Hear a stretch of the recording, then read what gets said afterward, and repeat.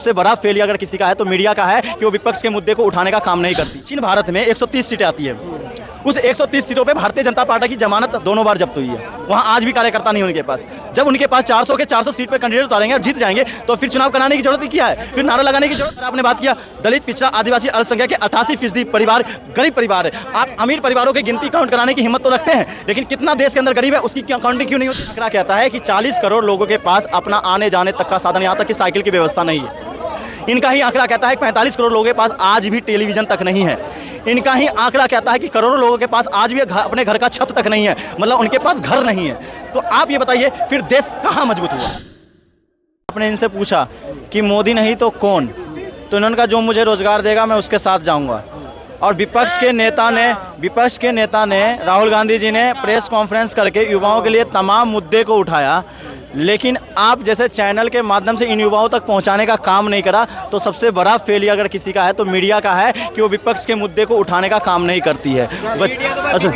सुनिए, आपको पता है आज परसों की बात कर रहा हूँ, राहुल गांधी जी ने आश्वासन दिया युवाओं को। क्या आश्वासन दिया पता है आपको? 78 विभागों में जो सरकारी जो भर्तियां हैं उसमें 78 विभागों में काफ़ी पदे खाली हैं, और जिसमें से उन्होंने कहा 3 विभाग मात्र सबसे ज़्यादा रोजगार सृजित करता है, रेलवे, गृह विभाग, रक्षा विभाग। इनमें 30% से ज़्यादा पदे खाली है। इनके लिए उन्होंने पता क्या कहा?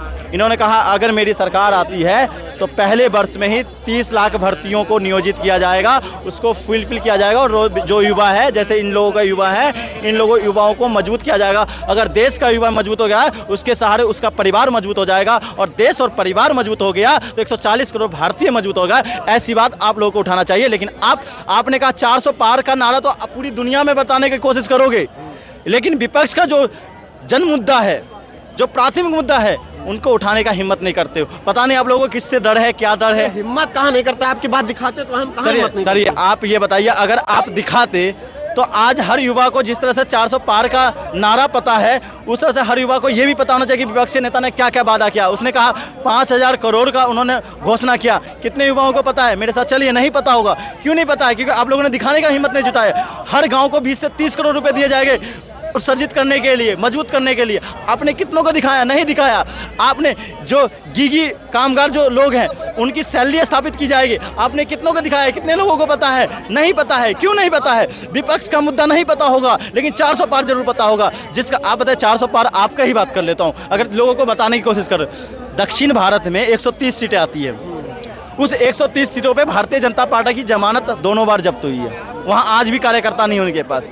जब उनके पास 400 के 400 सीट पे कैंडिडेट उतारेंगे और जीत जाएंगे तो फिर चुनाव कराने की जरूरत क्या है, फिर नारा लगाने की जरूरत क्या है, फिर रैलियां करने की जरूरत क्या है? ना प्रचार नहीं करेंगे क्या, ये बताइए। सुनिए, अपना प्रचार करिएगा तो देश के प्रचार को खत्म कर दीजिएगा क्या? देश के जो आम भोली भाली पिछड़ा, दलित, आदिवासी, अल्पसंख्यक है उनका प्रचार नहीं होता है क्या? आप ये बताइए, उनके लिए कितनी बार आपने बात किया? दलित, पिछड़ा, आदिवासी, अल्पसंख्यक के 88% परिवार गरीब परिवार है। आप अमीर परिवारों की गिनती काउंट कराने की हिम्मत तो रखते हैं, लेकिन कितना देश के अंदर गरीब है उसकी काउंटिंग क्यों नहीं होती है भाई? मैं पूछता हूँ, आज पूछना चाहता हूँ कि सड़क के ऊपर सोने वाले व्यक्तियों की काउंटिंग क्यों नहीं होती है?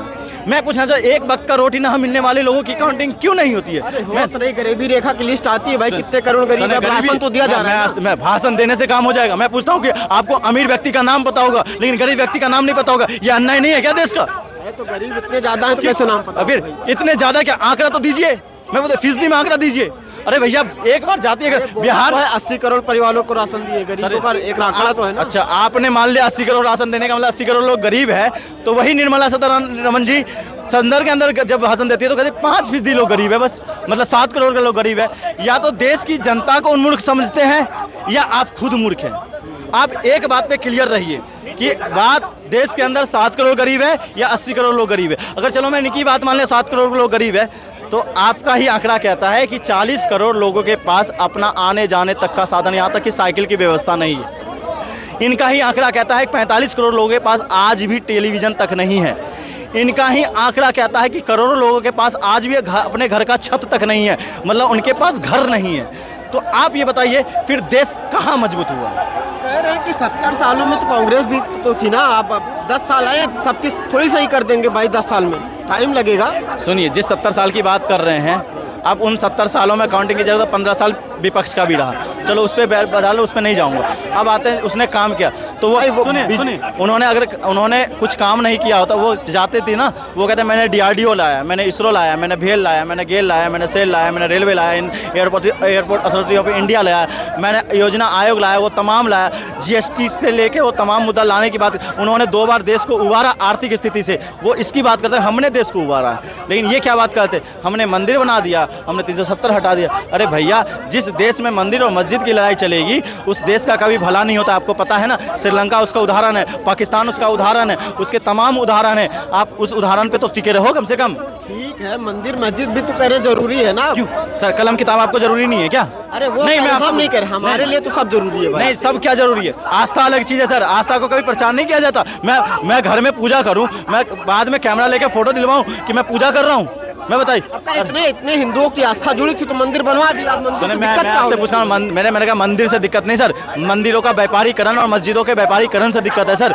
मंदिर और मस्जिद की राजनीति से दिक्कत हो रही है, मंदिर और मस्जिद से दिक्कत नहीं है, राजनीति से दिक्कत है। मैं कह रहा हूँ अगर यही राजनीति विश्वविद्यालय के ऊपर होता, यही राजनीति कितने स्टार्टअप हुए उसके ऊपर होता, यही राजनीति। मैं कहता हूँ आदर्श ग्राम योजना की बात कही थी, आप भी उसके हिस्सेदार हो, गवाह हो।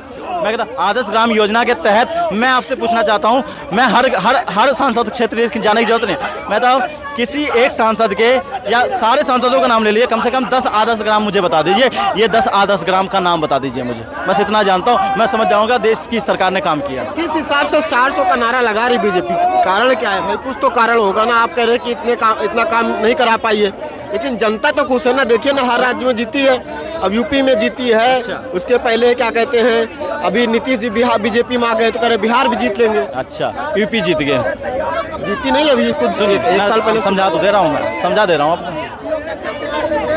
100 से ज़्यादा सीटों पर उत्तर प्रदेश के अंदर क्या ऐसा कारण था जो 100 से ज़्यादा 100 से 500 वोटों के नीचे रही? आपने कहा ये तमाम राज्यों में चुनाव जीतती है, उस राज्यों में वोट का प्रतिशत की विविधता होती है 4 से 5% का। आप तो ये कह रहे हो कि जनता वोट देती है, मैं पूछता हूँ जनता भाजपा को 30 से 40% के बीच में वोट देती है क्या? 60 से 70% जो जनता है वो देश का जनता नहीं है क्या? आप ये बताओ वो देश के वासी नहीं है क्या? माना तो वही जाएगा जो जीतेगा। मैं कह रहा हूँ, मैंने आपने कहा तो क्या 60% जनता की आवाज़ नहीं सुनी जाएगी? अगर लोकतंत्र देश का मतलब क्या होता है? लोकशाही देश का मतलब क्या होता है?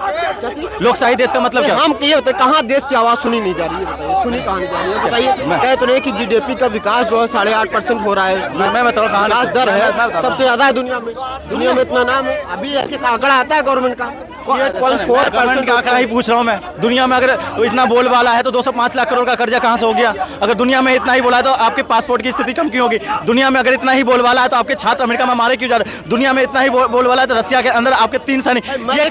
ये खबर नहीं चलाएंगे आप? मैं उनके जो आंकड़े मैं वो बता रहा हूँ, वो सरकार के जो दावे हैं वो मैं बात कर रहा हूँ। मैं नहीं जवाब दे पाऊंगा। मैं सरकार के दावे के हिसाब से मैं NCRB का रिपोर्ट आप बता दीजिए, बताइए आप। NCRB का रिपोर्ट तो सरकार देती है, क्या है NCRB की रिपोर्ट? आंकड़े हैं, कोई कह रहा है कोई हथियार चला देगा तो सरकार क्या कर लेगी? मैं अब सरकार का दायित्व है सर, सरकार चुनते हैं। बोले तो यूपी गुंडा मुक्त हो गया सर, उसी यूपी के NCRB का रिपोर्ट कहता है पूरे देश में सबसे ज्यादा अगर कहीं माफिया सबसे ज्यादा कहीं डकैती सबसे ज्यादा कहीं अगर महिलाओं पर अत्याचार हुआ तो उस उत्तर प्रदेश में हुआ, और ये आंकड़ा जारी करने वाला कोई और नहीं, केंद्र सरकार है। अब ये बताइए, गुंडों को मारे तब भी आपको दिक्कत है? अगर मैंने मारा गुंडों को मारने पे दिक्कत है, मैं कहता हूँ कि संरक्षण क्यों दे रहे हो गुंडों को? अब मैं पता तमाम मार तो दिया कर अतीक अहमद मारा गया। अरे भैया ये बताइए, मार तो दिया, तमाम गुंडे जो है वो यूपी छोड़ के भाग गए। जाति और धर्म देख के गुंडों को मारा जाएगा? जाति और धर्म देख के मारा जाएगा? आपने कितनों को संरक्षण दिया है? आपको पता है कितने गुंडे वहाँ पे कितने संरक्षित में हैं? आपको नहीं पता होगा। पार्टी ज्वाइन कर लिया उन लोगों ने, आज वो सांसद और विधायक भी बन गए, कल वो माफिया थे, आज वो नाफ साफ हो गए। आज वही गुंडे आज शिक्षा माफिया का काम कर रहे हैं, पेपर लीक करवाने का काम कर रहे हैं, उसके ऊपर कार्रवाई हो रही है? नहीं हो रही। आज वही गुंडे आपके अंदर तमाम जगह पे आज पेपर लीक कराने का काम करते, नहीं हो रही। आज वही गुंडे क्या करते हैं पता आपको? उद्योगपतियों और छोटे छोटे उद्यमी हैं उनसे क्या लेते हैं पता आपको? हर्जाना लेते हैं, उनके ऊपर कार्रवाई नहीं हो रही है। आज वही गुंडे तमाम वो काम कर रहे हैं, गलत काम कर रहे हैं। आज वही किसानों को कुचल दे रहे हैं, उनके ऊपर कोई कार्रवाई हुआ? कानपुर का ले लो, 2 बेटी आत्महत्या कर ली, गैंगरेप हो गया, उनको मार दिया गया। उनके पिता ने इसलिए आत्महत्या किया क्योंकि उनका FIR दर्ज नहीं हुआ। फिर उसके बाद रामपुर के अंदर चले जाइए। रामपुर के अंदर क्या हुआ, एक ग्राम सभा का जमीन था, वहाँ भीमराव अम्बेडकर का होर्डिंग लगाया गया, लेकिन उस होर्डिंग के खिलाफत अगर कोई एक जाति विशेष के लोग आए, उसकी वजह पुलिस ने किसका साथ दिया, उस जाति विशेष का साथ दिया, और दलित 10वीं क्लास में पढ़ने वाले बच्चे को मार दिया गया। क्या उस पर सवाल उठाया आपने? नहीं उठाया। सवाल देखिए, हम तो सवाल उठाते, लेकिन वो कह रहे कि संदेश खाली पे तो कुछ बोलिए ना। संदेश खाली पे राहुल गांधी की बोलती क्यों बंद हो जाती है? सुनिए, तो फिर राहुल गांधी की गलती है अगर उस पर नहीं बोल रहे हैं तो वो भी गलत है। अरे वहाँ पे तो ममता बनर्जी की इंडिया मैं कह रहा हूँ ममता बनर्जी हो चाहे कोई भी हो, चाहे झारखंड का कांड हो, सब गलत है। मैं कह रहा हूँ गलत है, लेकिन जवाबदेही केंद्र में जिसकी सरकार होती है उसकी ज्यादा होती है सर। मैं विपक्ष पीछे की सरकार पे नहीं जाऊंगा।